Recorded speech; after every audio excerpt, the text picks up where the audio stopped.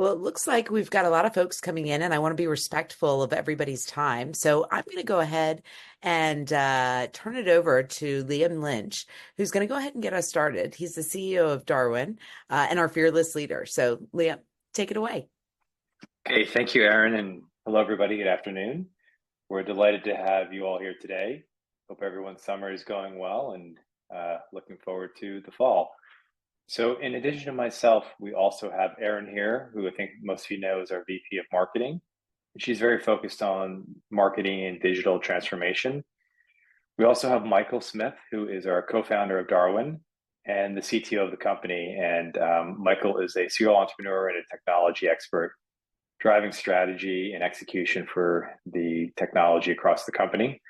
And then we also have Carrie Zell, who is our president at Darwin, who has a deep focus and emphasis on audience management and publishing operations. And as I think most of you know, Carrie has joined us the last 6 months, previously having led PubWorks as a consultant. So we've been delighted to have Carrie leading us as our president. So let's just get right into the questions. These we received in advance from some of you folks, and then we've added a couple more ourselves. So the first one I'd like to pose to the group, and perhaps Carrie can focus a bit on the responses. What operational changes are necessary to support a digital-first strategy while still catering to print loyalists? Yeah, unmuted myself. Great. Glad to be here with you guys.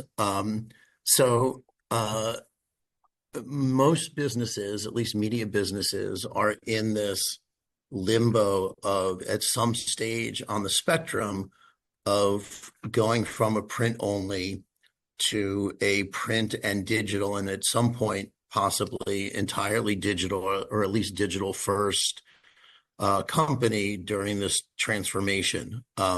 So some of the things that need to be looked at. Number one, to really be sure that you're not ignoring the legacy print business while you aggressively build out the digital functionality. Much of the revenue, whether it's consumer-based revenue or advertising revenue, still comes from print. So this is more of an add-on than an ignoring of one, and let the market dictate really where the resources go. And I think as you develop content, you'll see that different content lends itself to different distribution methods. The long form content, things like fashion issues, a lot of photography will lend itself to print, where a shorter piece, listicles, certainly any newsworthy things that are no longer really found in print, except for maybe some daily newspapers, are more suited towards digital distribution, whether it's an actual digital magazine or just on a website. So those are the keys of just making sure that the content finds the right audience and the right distribution channels. Great, thank you, Carrie. And let's segue that into a question for Michael too. What do you believe, Michael, are the technology advancements that have been most critical in facilitating this shift that Carrie's talked about from print to digital while still obviously protecting the print? I don't think technology has evolved at all in the last 40 years, actually. Oh, maybe it has a little bit. Yeah, there's probably a million things. Seems that technology is evolving so fast. Let me just give you two. The first would be identity. So in thinking about how Carrie's presented about not forgetting, the print when you're moving into digital, the same thing goes from a technology point of view, right? You have to think of your customers as not print customers and digital customers, but as customers, unified customers, and create this unified customer and prospect pool. And identity and unification has come a really long way in the last even few years. So at Darwin, we have a very new Darwin ID, Darwin identity system that has modern things like passkeys in it. So you no longer have to have usernames and passwords. You can actually just, as you log onto your computer with your face or your phone with your face or your fingerprint, it can give you that authentication, which can log you into these different sites. So happy to provide more information if you want to reach out to your account manager about that. But that's really the future, because one thing that hackers and bad actors are good at is figuring out usernames and passwords, right? They can either guess them, or they can buy them off the dark web, or they can do a phishing attack. But as we move to more modern frameworks like passkey, it really eliminates a lot of that. So I think that that's one area. The second I would say is ways to engage with customers. If you think about it from a print point of view, it really started with direct mail and insert cards, right? And then it evolved to emails and ads. And now there's things like pop-ups and gated content.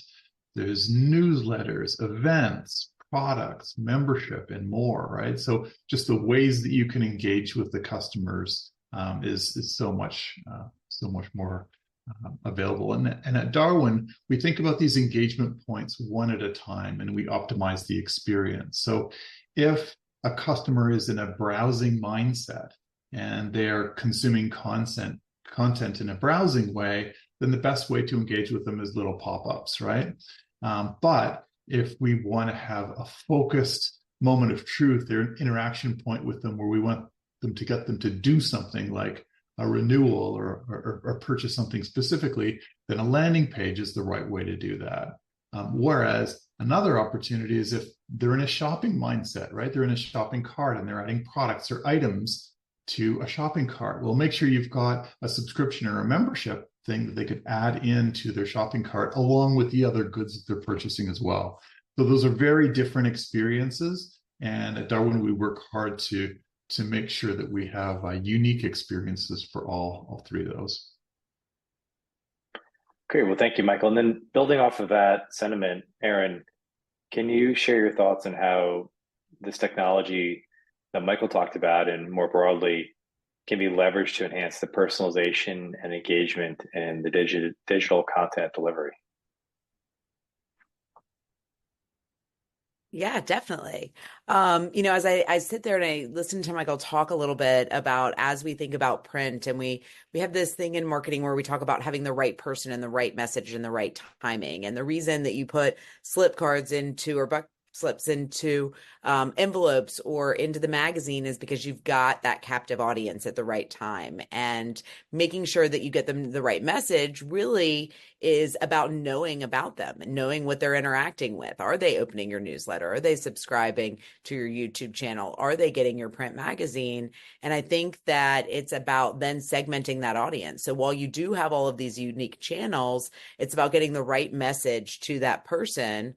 And oftentimes with digital, what's really exciting about that is that you can do that based on behavior that they've done. So that's where this idea of implanting yourself, right? Like a paywall would implant an opportunity to buy a magazine on a web page is very similar to the way that I would put a card to get somebody to renew or to gift a subscription or to buy more within a magazine. And so making sure that you're leveraging, thinking about some of the old techniques, but in new ways to activate.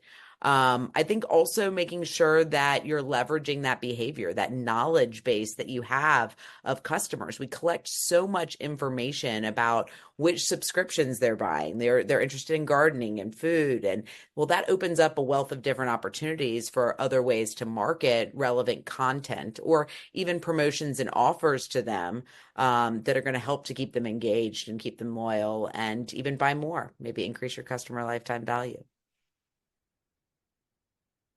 Great, thanks for that, Aaron. And Carrie, to double back to you, when we have this shift and this change between print and digital, how do you manage and balance the resources and the allocation between print and digital? Yeah, I think there are two categories to really look at. One, and the first decision is, how am I going to monetize my digital? Am I going to create traffic and eyeballs and monetize that through advertising and sponsorship? Or am I going to have digital issues or a paywall, and I'm really going to push for consumer revenue? I think that is a existential, fundamental decision that can be made, and you're allowed to change your mind if one tact isn't working. But the strategies are very different of how you would go about it. So I think that's the first decision that has to get made, and then then the next part of it is on the content side. In a traditional print business, there's kind of the division between kind of church and state of editorial and business. On digital, the lines are blurred, not so much that you want the editors selling ads, but if you're going to go down the consumer revenue, or even if you are going to sell ads, but the ads, again, are really based on these digital eyeballs and digital engagement, there's not like a traditional circulation department that's out there getting people. The content is what's driving the eyeballs and what's driving the traffic. So the digital editors really are wearing different hats than what a traditional print editor would be. Yes, there could be a social media department or support for the editors, but you have to be cognizant of how you're writing your headlines so that they are searchable. So there's a lot of those implications, that the mindset, you could actually publish the same article in print and digital, and the way that the photographs or the art look and the headlines may be very, very different. I see that often, where the same article will have two headlines. One is your traditional kind of clever headline that fits in the context of a curated magazine product. And one is, if someone's searching about whatever that topic is that you wrote, that it's easy to find and easy to access. So I think the editors really have to have basically every article becomes the cover of a magazine that has to have a dual purpose of, here's content, but this is also a billboard to drive the traffic. So I think the editor's job has gotten way more nuanced and tiered. That's interesting, Carrie. Yeah, very nuanced and very tiered and more complex, to your point, for sure. Building off of that also, Michael, if you could talk a bit about what are the best practices for integrating the legacy print systems with new digital platforms? Sure, yeah. Well, I've already mentioned identity, which would be number one, just making sure you can identify every person. And, there's a chain, right? You're looking to take unknown browsers on your website, convert them to known somehow by asking for an email address or getting them to buy something. So unknown to known. And then it's this process, the traditional marketing funnel of trial, conversion, and advocacy, right? So it's a journey that these customers are on. So it all begins with the identity. But after identity, I would say the next thing to keep in mind is to store everything.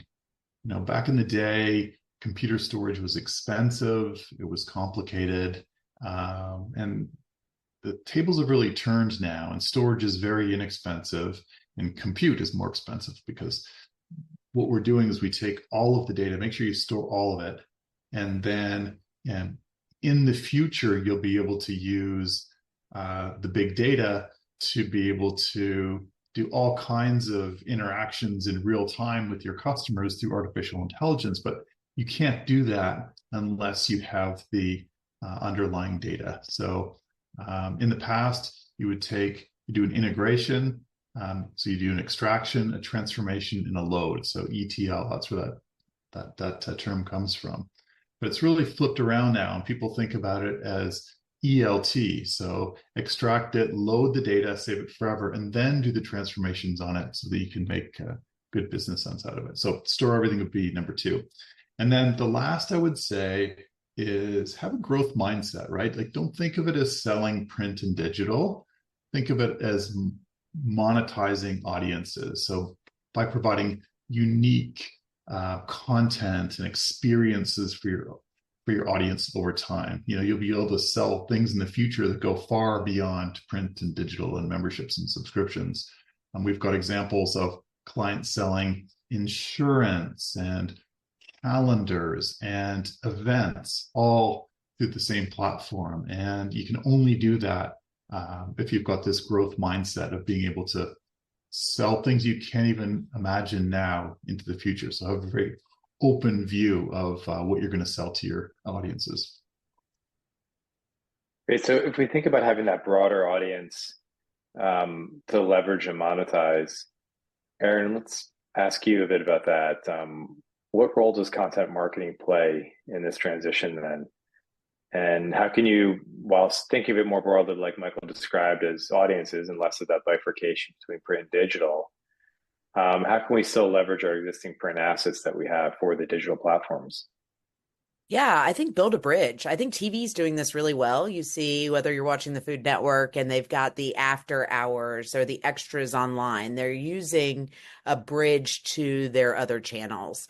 You can add a promotion, right, to get them to your digital platforms. You can add extra value, but building those bridges is really important. And maybe it's you put a QR code on a page that takes you to a promotion or takes you to the extension of the article or more photos or visuals that you want to see. I think it's also about leveraging what you already have. As publishers, you've got tons and tons of archives that you can go back and you can monetize. You can do fresh takes on old articles. To Carrie's point, you're putting new art or the same article in and leveraging it in different ways in print than you are in digital to get engagement. And then bite size it. Think about how you can take an old article or something that was an in-depth feature and break it into smaller pieces. Maybe create some multimedia assets that really create some engagement for you. And then empower your readers to be content creators, right? I think one of the things that social media has done is it's created this, society of influencers. Everybody wants to have a voice. Everyone wants to have a role. So the more you can empower your readers to be content creators, the more engaged and loyal they become to your brand.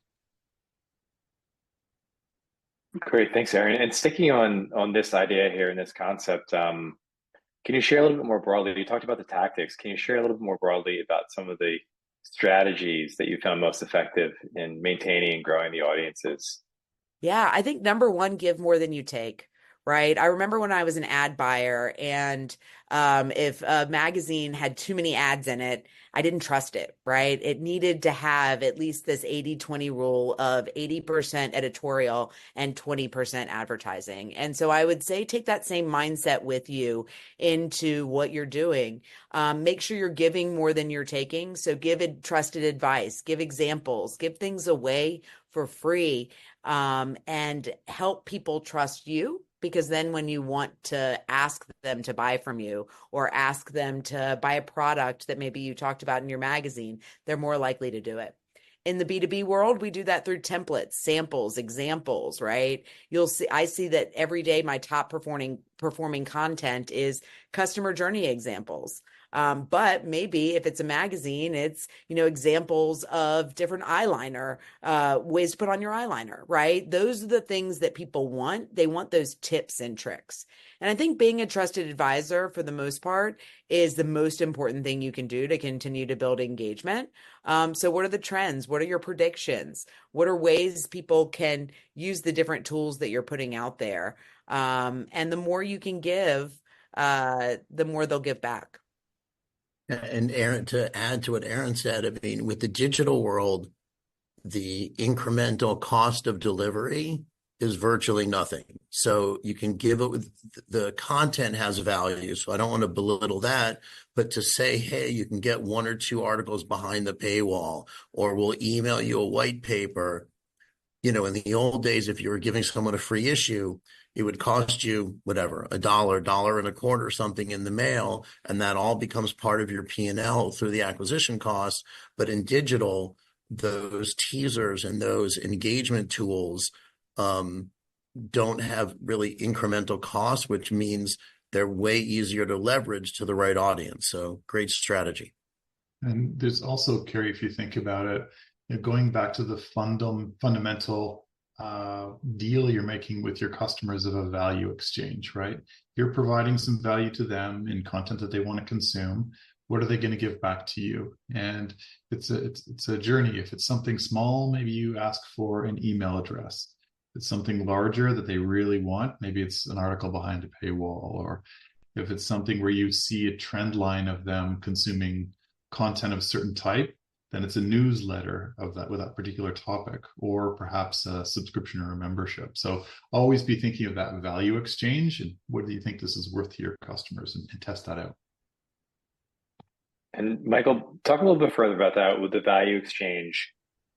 You want to make it a really, I know you're focused with the company and the products have been making it really seamless and user friendly. Sure. Can you talk a bit about how combining the digital with the CDP and the convert paywall enables you to leverage consumer consumption? Can you talk a little bit more about that and how it ties together? Sure. Yeah. I mentioned before how we're really focused on understanding that interaction moment and optimizing for it, whether it be in a surfing behavior, on a landing page, in a shopping cart experience. But then you can further break that down, Liam, into UI and UX. And they're really quite different. Like the design aesthetic is what's known as the UI, right? So it has to be simple, clear, and focused, pleasing to the eye. Not a lot of friction, right? We want to get that done really quickly. We want to look really nice. And then the second is the user experience. So the user flow or experience is known as the UX.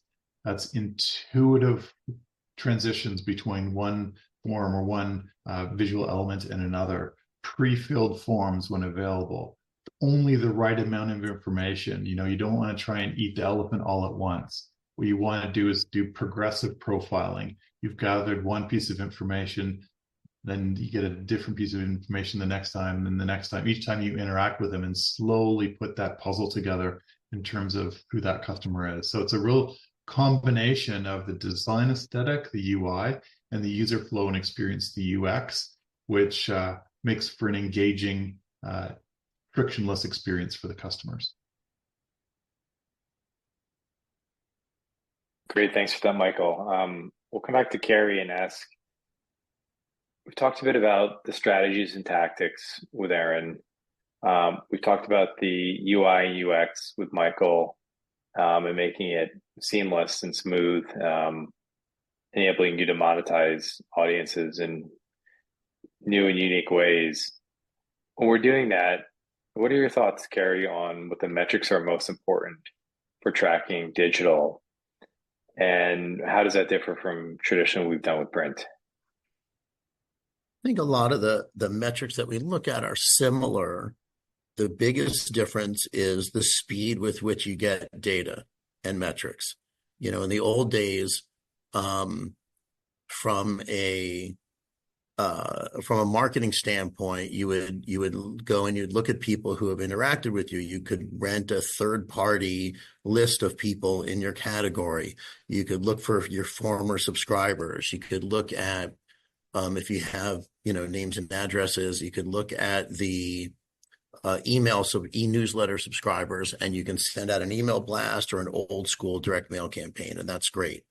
Nowadays, you're interacting with people in real time. So that could be people in social media. How can you promote to them and run a paid campaign to make sure that you have people that are looking in your category? And that's like a living and breathing and learning situation that's going on. If you have someone on your website and you can identify them, if you want to try to monetize that on the consumer side, what offers can you get put in front of them based on their history and their traffic flow? Is there an advertiser that would pay premium content, premium CPMs because they know someone is looking at a car review, so that Ford or Toyota would want to be there in real time when someone's looking for information? So whether you're trying to get them to subscribe on the consumer revenue side, or you're trying to get beyond the programmatic rates and develop a more robust advertising revenue, the tools are there. And because it's in real time, when it was a direct mail campaign, you can go and take a week and look at all the lists and formulate the plan. On this, you have to employ tools, whether that's AI, really taking the time to have either the editors or some group internally categorize the content so that the customized offers or customized advertising flow with the specific personal journey that the person is taking through. A great example is if you have a metered paywall, where does that meter hit? And you can do testing to say, there's a lot of people that hit every single website that are one and done. Comes in through search, they read their article, they're not going to be a prospect to subscribe, and they're gone. But on that second click and that third click, how can you put the most attractive both pricing offer but also a content offer in front of those people to get a registration, to get some of the things Michael was talking about, get that exchange of information, of getting an e-newsletter sign up. I see a lot of even, people are asking for their cell phones to have a texting delivery of content as well. So I think, again, when you're looking at conversions and different engagement metrics, they're reasonably similar to the old school print, but the speed with which we must ingest and act on them is exponentially faster. Yeah, I think I'd like to add to that too, Carrie, that we're really building a bridge, right? We're building a bridge between the old digital world where people looked at things like page views, number of clicks, and dwell time, to a known audience, which is a fairly new concept, right? So that bridge then, as soon as somebody gets converted from anonymous to known, then we can start looking at is recency and frequency. So how frequently did they come to your website and how recently did they come to your website? And then, so that's from a pure metrics perspective. And then from a behavioral, to your point earlier, which pages are they looking at? Are they looking at if you've got an automotive site, are they going to the electric vehicle pages over and over again? And that can help you make other good decisions down the line. But it's really a bridge between just a pure customer-facing website and then an audience that you're developing, and how can you make those connections? And I think that one of the ways of recency and frequency starts to create that engagement score. So how engaged is this particular customer? If they're coming to your page every single day at 9 in the morning, from 9 to 9:15 is the first thing that they do every morning for a whole year, and then it's time for them to renew, well, you probably don't need to give them a super deep discount because we already know that they're an advocate of your brand. So things like that will help inform business decisions down the road. Great. I just encourage everyone, if you want to post any questions into the chat, we'd love to take them. We've got a few more we've already gotten in through email, but one specific one Danielle asked, Carrie, you've kind of answered this in part, but specifically for a small publisher, can you share the best strategies to grow the email subscriber list? So you talked more broadly, but maybe you could hone in on specifically your subscriber list for email.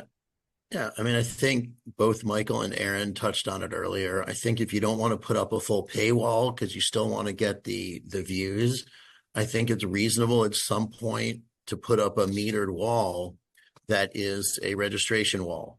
So you'll give people access, but it forces them into a registration. And going back to what I was saying about editors being kind of marketers now, when you look at how you sell a magazine, usually we're selling a magazine besides newsstand, but a subscription, you're selling the magazine sight unseen through a direct mail package, a paid social ad, an email. Here's the magazine. Here's how it will make you richer and smarter and sexier and taller and everything. Here's the benefit proposition. So subscribe to this magazine at this relatively low price. The digital sale is very different. I mean, there are some ways that you can sell that same way. Typically, initially, you get people in the door as a free trial for 2 weeks or 1 month or whatever, and then it converts over to an automatic renewal, recurring monthly or annual charge. But the other way, and this goes back to addressing the question, how you build an email list is you keep running people into gated content. And it has to be really good content. So if you know that you read the local newspaper, but to Michael's point, you read the sports every single morning. If they want to read your most popular columnist, either they need to pay or they need to at least give you an email. So then you can promote to them later. If someone reads recipe content, then you run them into the paywall 100 times with your best recipes, and you get them either to at least give you an email or to subscribe. But you have to track behavior, even in one session. If I look at 3 recipes, cram me into a paywall when I want to go read that next article. It's a very low barrier of entry. I know I can unsubscribe if I want as soon as I give you my email. I mean, everyone knows the way the game is played, but because of inertia, and if they're that interested in reading the content, they will probably want to get the email. I know we all think e-newsletters are somewhat annoying, but we all signed up because we wanted the content at some point. Yeah, And and I Carrie, would say go ahead, Aaron. I was going to say the other thing is you can build this into your pages, right? Carrie made a really good example about a recipe. If I'm in there because I want to make this chicken piccata, maybe there are similar recipes that are going to send me down the wiki hole. So you can set your pages up in a way to feature other content that you think they're going to like based on the data now that you have on them, and then that's going to get them to consume more time on the site or more articles that they read. So there are ways to build your pages out to help push things along. And even if you don't put up a wall, you can put up, I know they're not pop-ups anymore. They're a welcome mat that comes over the page and things like that. On the 3rd recipe, someone looks at, hey, get our food, even if you don't force them into it, but to give them that offer when they're really in the mood of cooking or when they're really looking into buy a car or whatever it is. I'd like to add one more thing too. You can add newsletter signups as part of a purchase process. So at the bottom of a form, if they're buying or renewing a subscription or buying or renewing a membership, you can have little checkboxes to opt into the various segmented newsletters that you have. So don't forget to do that on each one of your purchase pages. And Carrie, when you think about the different value tiers of just getting somebody's email address to putting them through a registration wall and then putting them through, a hard paywall to get them to pay. Maybe it's also for Michael too. How can you use the modern tools to help with that decision making? Yeah, I mean, again, I think it comes back to some degree to your monetization strategy. Sometimes an email can be super valuable. I know there was an outdoor publisher that I worked with at PubWorks, and they were sold out on their sponsored emails. So every name that they get meant they could charge more money. We had other clients that were struggling to sell ads in their newsletter. So the only way they really had to monetize that was by giving them an offer to subscribe. So I think that comes down to how aggressive you may want to be and how. So for the one client, yes, they would have liked to have a paid subscriber, of course, but just getting them to the email address was monetization enough. And the other thing on the marketing side is really, you have, because of the cost of delivery is way lower than old school ways, you can have multiple efforts, and the effort should be different. Some should be super content driven. Some should be super offer driven. Some should have a premium attached to it because people react and are responsive to different tactics. So instead of treating it as a homogeneous flow that is the same every time people get it, you should appeal to different people's psychographics, I guess. One other thing I can add is something that's worked in the past that I've seen is a contest. So a chance to see Celine Dion in Paris versus giving out my email address, I'll take it. I'll give you my email address. So I've seen contests work really Uh, well. I think you're totally right. I think games are great. I think, type of sweepstakes, even if it's not to go see Celine Dion, even if it's an advertiser can supply you know what I don't know why we keep talking about food. It's right after lunch. That you get some pots and pans. It doesn't have to be $1,000 thing, but getting people to enter contests is a great way. I think you'll find the lower value contest emails are not as responsive. Um, but if you're doing that for sponsored emails, it's a great way to quickly supercharge your acquisition. And over time, you'll use hygiene. Of course, there'll be some bounce backs. If people don't engage with the email over whatever your tolerance is, you'll drop them off and they won't get the emails quite as frequently as frequent. But yeah, I think Michael has a great idea to really, supercharge getting a bunch of fresh names in the door. And get your advertisers to help pay for it, right? Because that was a great example, the recipe. Why don't you do a recipe contest that leverages one of your core advertisers' product, right? Now you're sharing that person's information, right? You're both getting a new customer or a new name or a new email subscriber. So I think it's really important to kind of think about all of your assets and new ways to engage your advertisers. I think that's a really big thing that we saw, and particularly in ad buyer. I remember the days where we couldn't give digital away for free. Nobody would buy it, nothing. Now it's hard to give away other things. And digital, everybody's got huge budgets on. So see how you can work with your advertisers, get them better engaged and rebuild that relationship. So you're not just monetizing, what you're getting from your customers, but you're bringing in more from your advertisers. Great.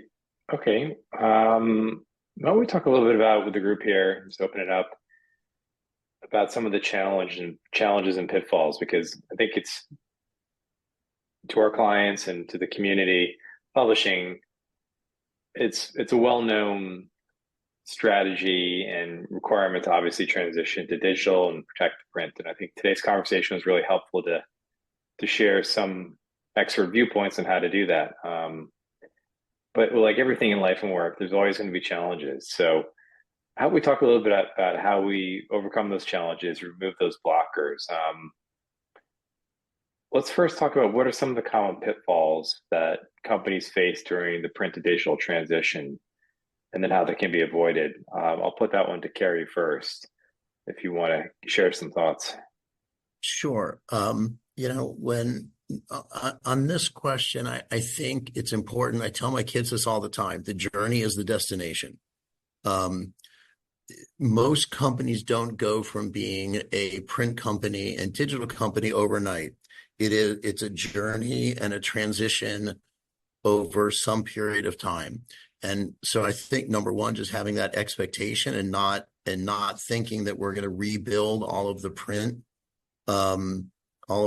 revenue and stacks, digitally, number one.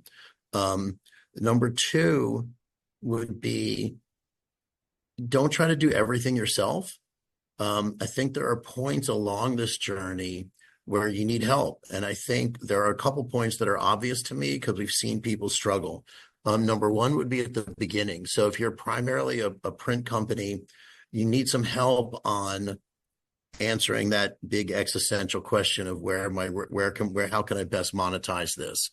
How can I train my editors or bring in new editors to really think a little bit differently about this, and to bring in outside help, people who have done that, or companies that were maybe native digital companies, to help set the culture and the mindset so that you can move forward.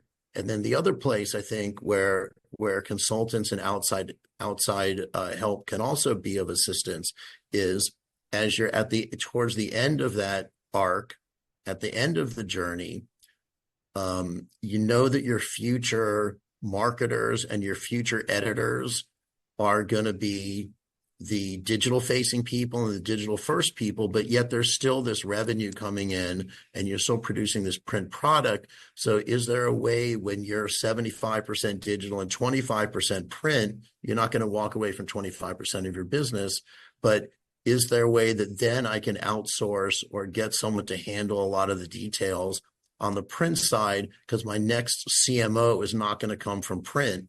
So I still need to operate that and execute that, but I'm really going to focus my future on the digital. So so don't try to do everything yourself, but find the right junctures along the journey.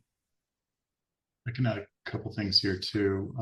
One is for your sales team, start thinking about having them sell integrated products, right? So they're selling print, digital, and newsletter. So you might have an advertorial bundled with a certain ad takeover on your website combined with a print ad, all in a bundle together for a certain price. But at least have awareness and rate cards in front of your sales team that have all of the various products in there. That's one. So it's more of a sponsorship than a page in the magazine ad. Exactly. And that's very attractive, especially for communicating to audiences that are advocates of your brand and may interact on multiple channels. Then they can really get exposure. Your advertisers can get exposure across all of your channels, an omni-channel experience. So that's from a sales point of view. From my point of view, also on the technical side, I know that it's sometimes easy to see that shiny new object out there of another software platform or tool that you want to bolt on or use, but make sure that you look at it closely from an integration point of view, right? Because if you think about bolting on another tool that might have some particular feature that you're looking for, then it's creating its own data set that somehow has to flow in with all your other subscription data sets and make sense, right? So we spend a lot of time working with our clients. If they say, hey, I'm looking at this particular feature, well, understand if your current vendors can do it or do something close to it first before adding something on. But if you choose to use another third-party tool, just be aware that you're creating this integration point. And integration points, you may think that it's simple, but there's this whole notion of a taxonomy, like what something's called. Is it called a transaction? Is it called an order? Is the person buying an account? Or are they a customer? All the naming conventions in these different platforms are often different, and creating this taxonomy so that you've got this unified view of the customer is something that you don't want to forget about. Because again, back to the earlier point, you want to have this great deep data source, this big data, so that you'll be able to use that from an AI engagement point of view going forward. Great. So let's go a little bit deeper on that and wrap up with one final question related to this, Michael. You talked about the change in digital publishing around metrics and expectations, focus more on having a direct relationship with the customer and going from unknown to known. Can the group here share a little bit about how we prepare for that as an industry?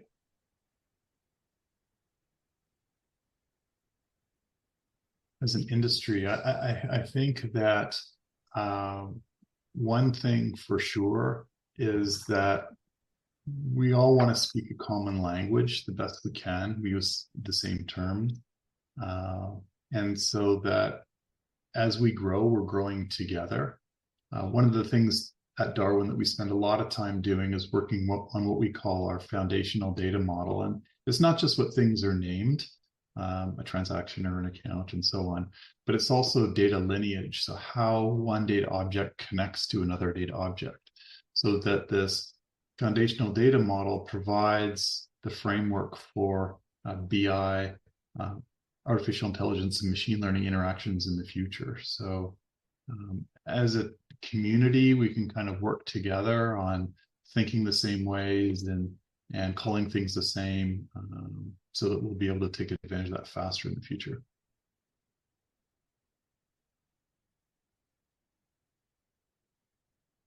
Yeah, just one other thing just to throw out there, maybe not addressed to this particular question, but I find it interesting that there are digital only, digital first companies that now have recognized the value of print and are launching print products.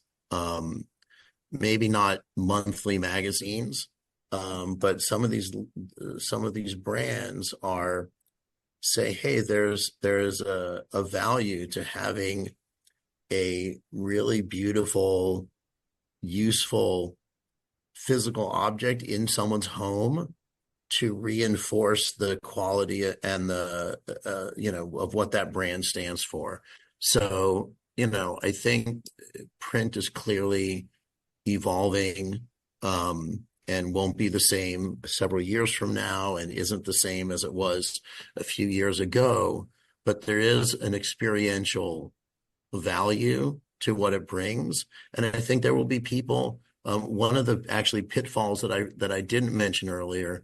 You don't necessarily take your current print customers and convert them to digital. A lot of times the digital audience is a totally different audience. So you have your print preference people on one side, and instead of converting these people over, you're finding a totally new audience that still likes your topic, but wants to consume in a different way. And a lot of people enter this transition thinking they're going to bring their entire audience over, but it doesn't usually work that way. If you made the two circles with the interaction, there may be a 20-25% people that you're going to move from one to the other, and the other ones exist separately to keep an open mind of finding that instead of forcing people to come themselves on that journey. That's a really good point, Gary. The digital content is really small moment in time, right? And it can be deep faked as well, as we're starting to see with artificial intelligence. But print is more enduring. You can have a longer conversation in the articles, and it's longer lasting, and it cannot be deep faked. Once it's printed, it's there forever. True. So kind of actually, this is building off of this conversation. We have a question here in the Q&A about talking about direct mail versus online acquisition for subs. Having a print and digital publication, we're trying to transition to timed access and away from legacy subscriptions. Like a lot of folks and people in the community, direct mail is essential, but it's, as we all know, very expensive and doesn't support the transition to timed access. So at what point might it be smart to take advantage of other channels and reduce direct mail in terms of the marketing mix? Maybe Aaron, if you want to share your thoughts, and Carrie, about that, on how you can shift the marketing mix to focus more on the channels that can deliver higher conversions for timed access. Yeah, I think that, when it comes to thinking about timed access, try leveraging things like QR codes or getting people who, send it in the traditional way where it is direct mail, but they don't have to take the time to mail it back, right? The advantage of that's twofold. One, it gets time to access a lot faster, but two, it also gets it on a credit card that auto renews instead of you having to spend the same cost every year to send them another direct mail to get them to renew or to get them to subscribe. So I think there's new ways to kind of blend the technologies together. Gary, what are your thoughts? Yeah, and I would say I agree that it is a challenge to have an offer that's almost exclusively drive to web, like Aaron said. But I think again, I'll go back to the journey. I think you can reduce your direct mail spend and move that into some channels like paid search and paid social. I know, at PubWorks, we spent millions of dollars on the clients on paid social. It is a place where you can sell subscriptions, whether they're print subscriptions or timed paywalled membership, whatever you want to call it, but online digital subscriptions. Where you can target people like you target people in direct mail. It's different. You're not renting a list, but done properly, there are a lot of factors that you can use within mostly Meta, but we did a little bit in X and a little bit in Pinterest. but certainly on Instagram and Facebook, we were driving tens of thousands of subscriptions and spending, millions of dollars across the whole portfolio. And to Aaron's point also, you can actually have a pretty high cost per order acquisition cost because the acquisition metrics are higher because of the credit card auto renew. So even if you're losing money or even losing a little more money per sub that you may have lost on direct mail, the lifetime value of those will tend to be a little bit higher. But don't just stop direct mail and move 100% of the budget into other channels until you have time to go and test those and find the right path and channels to find the audience and the right And a good way, offers. yeah, a good way to test that is your content. We talked a little bit about content marketing, but one of the things that we do is promote content in social, right? Look at what's doing the best. Look at what's performing well in SEO. Look what you're getting the most replies to, even sending back to the magazine, and promote those. And that allows you to then start to test, okay, now I've got all this data. Who's clicking on the promoted posts? What topics are people most interested in? And then that feeds your content development pipeline so that now you know what else to create. Another really neat way to do that, and I think New York Times has done this really well. I swear they have somebody who's sitting there and looking at the things that are most often asked on Google, like how long does it take milk to spoil, or things like that. And they're developing content and articles that's really kind of clickbaity, that's bringing people in because it's questions that, gosh, everybody's got. And the other thing I would add to answer the question is, digital marketing should absolutely be a component of even a old school snail mail, direct mail campaign, assuming that there's some part of a drive to web. But, one of the things that paid social allows you to do is if anyone hits your order page, your subscription order page, you can pixelize that. And then when that person goes on Facebook or Instagram later that day or the next day, they see that paid offer. And so, number one, you sent that person a promotion, whether it was on email or direct mail.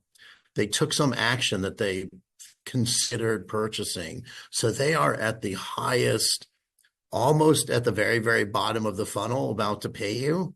So any additional effort and money you can put to getting that from engagement to conversion, you'll get a huge ROI. So I think that's one way where you can start kind of supplementing the direct mail with digital. And maybe you offer them the paywall time-based once you get them on digital from the more issue-based direct mail offer. Keep in mind too that you can take your print subscribers, augment the data if needed. So there are services that we have, partners that we have, where you can take someone's name and address. And if you don't have an email address, they will actually provide it for you. So you can do data augmentation, email side of things. And then you can upload those audiences from your existing paid subscribers into Meta to have lookalike audiences created. So, and you're fishing where the fish are of potential candidates getting the ads that look a lot like your existing audiences too. And for anybody in LinkedIn and who's doing this from a B2B perspective, I know we've talked a lot about B2C strategies here, but a lot of this is very true in B2B too. So you use your lookalike audiences in LinkedIn. You can narrow and target by specific titles or, specific industries that you're looking for. Account-based marketing is something you can start thinking about with some of this targeting. So don't just think that these strategies apply to B2C. What we're seeing work in B2B is now working in B2C, and what's working in B2C is now working in B2B. So be sure to keep an open mind. I think that's one of the biggest things that I've heard that resonated with me throughout this conversation. And certainly on the advertising monetization, which in a B2B market, you wouldn't be selling the subs for the most part. You would be selling the engagement and selling those sponsorships.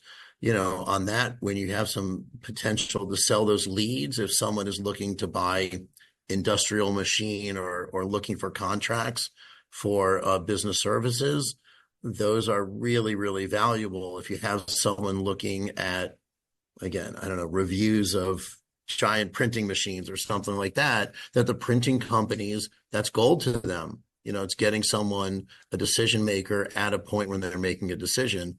So all of that traffic is easy to monetize as long as you're cognizant and monitoring those on an ongoing basis. All right, that's a good one to end on. Well, thank you everyone for joining us today, and a special thanks to Aaron, Michael, and Carrie for sharing their thoughts and experiences. And we look forward to seeing everyone at the next one. Enjoy the rest of your summer, everyone, and be well. So thank you. Thanks for your time, everyone. Bye, Have a guys. great day.